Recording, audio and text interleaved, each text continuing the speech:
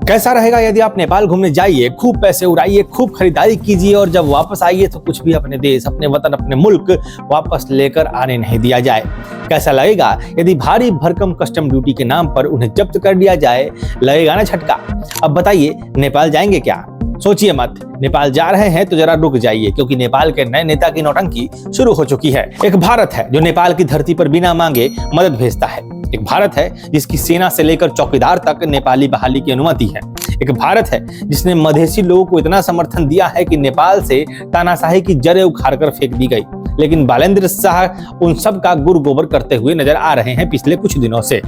नमस्कार, मैं प्रकाश चंद्रा और आप देखना शुरू कर चुके हैं प्रकाश वाणी। भारत नेपाल सीमा पर प्रशासन की शक्ति बढ़ गई है। अब 100 नेपाली रुपए से ज्यादा के सामान पर कस्टम टैक्स वसूला जा रहा है।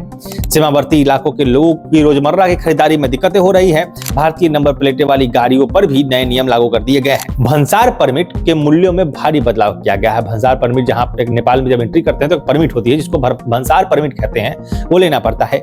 यानी ऐसे समझिए कि नेपाल अब वो नेपाल नहीं रहा जो पहले लिबर करता था। नेपाल ने भारतीय नंबर के वाहनों को अब रोड परमिट के लिए भारतीय मुद्रा में 1600 रुपए अधिक देना अनिवार्य कर दिया है। इसके लिए नेपाल यातायात विभाग से रसीद से लेना होगा। रोड परमिट नहीं मिलने पर 1000 से 5000 रुपए तक का जुर्माना देना पड़ सकता है। अब नेपाल में प्रवेश करने के लिए भारतीय बाइक की रोड परमिट के रूप में 100 की बजाय 200 रुपए नेपाली मुद्रा देने होंगे। छोटे 4 पहिए वाहनों में 500 की जगह 600 रुपए लगेंगे। मालवाहक मिनी ट्रक में 500 की बजाय अब 700 रुपए लगेंगे और ट्रक जिसका 700 रुपए लगता था उसकी जगह अब 1000 नेपाली रुपए खर्च करने पड़ेंगे। जिसकी जानकारी नेपाल भंसार यानी सीमा शुल्क कार्यालय नियंत्रण कक्ष और परसा जिला पुलिस प्रवक्ता के डीएसपी दीपक भारती ने स्वयं दी है। अब बवाल छिड़ गया है। नेपाल में भारतीय सामानों पर कस्टम ड्यूटी पर सख्ती किए जाने के बाद कई जगहों पर प्रदर्शन शुरू हो गए हैं। नेपाल के 100 रुपए से ज्यादा के सामानों पर कस्टम ड्यूटी लागू कर दिए गए हैं। हालांकि ये नियम 2023 के हैं, लेकिन बालेंद्र शाह की सरकार ने अब इसे सख्ती से लागू करने का फैसला किया है। ऐसे में नेपाल के वो लोग जो दवाएं, बर्तन, इलेक्ट्रॉनिक और शादी तक के सामान की खरीदारी करने के लिए सीमावर्ती भारतीय इलाकों में आते हैं, उन्हें एक बड़ा झटका लग गया है। बॉर्डर पार करते समय सख्त चेकिंग हो रही है और हैरानी की बात यह है कि चिप्स और बिस्किट के पैकेट तक को भी जब्त कर लिए जा रहे हैं। लोगों के फल और केले जैसे जो सामान लेकर वो नेपाल से आते हैं, खाने पीने की चीजें, वो भी जब्त कर ली जा रही है, उसको छीन लिया जा रहा है, क्योंकि वो 100 रुपए से अधिक के हैं और उससे वो आप भारत नहीं ले जा सकते। नेपाल सीमा पर भारत नेपाल की सीमा दुनिया की सबसे खुली अंतर्राष्ट्रीय सीमाओं में से एक है। पर्यटन आना कम हो गए तो नेपाल का धंधा मंदा होने लगा है और इस फैसले के खिलाफ सीमावर्ती इलाकों में, जिलों में प्रदर्शन शुरू हो गया है। दरअसल नेपाल के लोगों के लिए भारतीय सामान उनके अपने देश में मिलने वाले सामान के मुकाबले सस्ता होता है। नेपाली लोग नौकरी से लेकर खाने और पहनने तक के लिए प्रीमियम आइटम के लिए भारत से ले जाने वाले सामानों पर निर्भर करते हैं। भारत के लोग भी अपनी कमाई का मोटा हिस्सा नेपाल में खर्च करते हैं, लेकिन बालेंद्र शाह के इस फैसले से सब चौपट हो रहा है, जिसके कारण फिर से नेपाल में विरोध प्रदर्शन एक बार फिर शुरू हो चुका है। क्या है नया नियम, समझिए। व्यापार पर जो नया नियम बना है उसको समझाते हैं। नेपाल की बालेंद्र शाह की सरकार ने भारत से आयात किए जाने वाले 100 नेपाली रुपए पर यानी 63 भारतीय रुपयों पर कीमत की सामान पर अनिवार्य कस्टम ड्यूटी लगा दी है। बताया जा रहा है कि सामान के प्रकार के आधार पर यह कस्टम ड्यूटी 5% से लेकर 80% तक हो गई है। नेपाल और भारत की सीमा पर हर दिन हजारों लोग आवाजाही करते हैं। ऐसे में सामानों की तलाशी में लोगों को घंटों तक लाइनों में भी लगा रहना पड़ रहा है, जिससे लोगों का गुस्सा काफी भड़क रहा है। 100 रुपए बहुत छोटी रकम है, मतलब कि आप कुछ भी नेपाल से भारत लेकर नहीं आ सकते।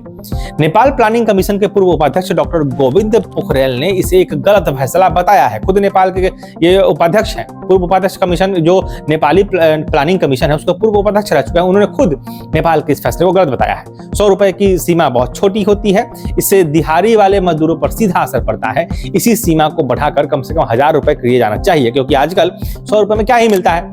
प्रदर्शनकारियों में से एक ने बताया है कि यहाँ नेपाल में जन्म से लेकर मृत्यु तक होने तक के रीति रिवाजों के लिए हम सभी जरूरी चीजों के लिए भारत पर निर्भर करते हैं, भारत से लाते हैं। यहाँ तक कि खाद तक जैसे सामान भी जो खेतों में पटाए जाते हैं, वो भी नेपाल सरकार समय पर मुहैया नहीं करा पाती, उसको भी वो भारत से खरीद कर लाते हैं। लेकिन अब हालात बदल गए हैं, अब तो सीमा पर सख्ती बढ़ा दी गई है। लोगों में इसी का गुस्सा पनप रहा है कि तुम्हारे यहाँ सिस्टम ठीक नहीं है और जो हमारा सिस्टम ठीक करने में मदद करता था तुमने उसको भी रोक दिया है।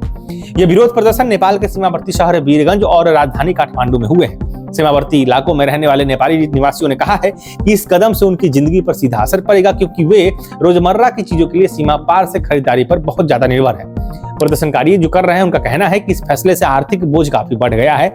नेपाली नागरिकों के लिए नेपाल में सुरक्षा और कस्टम अधिकारियों के साथ भारत से सामान लाने ले जाने को लेकर बहस करते हुए कई वीडियो सोशल मीडिया पर इन दिनों वायरल हो रहे हैं। इसके अलावा भारतीय दुकानदार, ऑटो रिक्शा चालक, टैक्सी ड्राइवर नेपाल से आने वाले लोगों की भारी भीड़ की वजह से अपनी कमाई में करते थे, वो अब बालन शाह के नेतृत्व वाली सरकार के इस फैसले से कस्टम ड्यूटी को सख्ती से लागू किए जाने के बाद घबरा गए हैं। भारत नेपाल सीमा पर स्थित बाजारों में आने वाले लोगों की संख्या कथित तौर पर भारी गिरावट आई है, उसमें काफी घट गई है। अब नेपाल के लोग जो भारत में घुसकर सीमावर्ती जिलों में अपने सामान बेचते थे, अलग अलग व्यवसाय करते थे, नेपाल से सामान लाते थे सस्ते लोकल चीज का और भारत में उसको बेचा करते थे। जैसे कि महिलाओं की बात करें तो नेपाली महिलाएं भारत के कैटरिंग से लेकर के ब्यूटी पार्लर जैसी संस्थाओं में, दुकानदारों में काम करती है। नेपाल की महिला भारत में आकर और मोटा पैसा कमाती है। उन सब पर अब इस नियम के तहत लगाम लग गया है और वो मुश्किल का सामना करने वाले हैं। खैर, आपको क्या लगता है कि इससे नेपाल की अर्थव्यवस्था पर क्या असर पड़ेगा? और उससे भी बड़ी बात, भारत नेपाल की मैत्री पर इससे क्या प्रभाव पड़ेगा, क्या असर पड़ेगा? आप हमें अपना जवाब कमेंट में जरूर बताइएगा। क्या होगा यदि भारत ने भी नेपाल से रिश्ता खत्म कर लिया तो? क्या, क्योंकि उसके बाद तो चीन तैयार है ही तिब्बत की तरह नेपाल को निगल जाने के लिए। बाकी बालेंद्र शाह सोचे कि उनका क्या स्टैंड रहता है। भारत ने नेपाल को हर जगह से तवज्जो दिया है, बिना मांगे मदद पहुंचाई है। ऐसी स्थिति में नई सरकार का अगर ये रवैया रहेगा तो निश्चित तौर पर नेपाल बहुत ही बुरे दौर से गुजरने वाला है, चाहे वो चीन का अतिक्रमण हो, चीन का वर्चस्व हो, या फिर वहां के लोगों का, स्थानीय लोगों का विरोध जो इसके पहले कुछ ही महीनों पहले देखने को मिला था। हो सकता है वो फिर से हो जाए। तब तक के लिए आप देखते प्रकाश वाणी, मैं प्रकाश चंद्रा, धन्यवाद।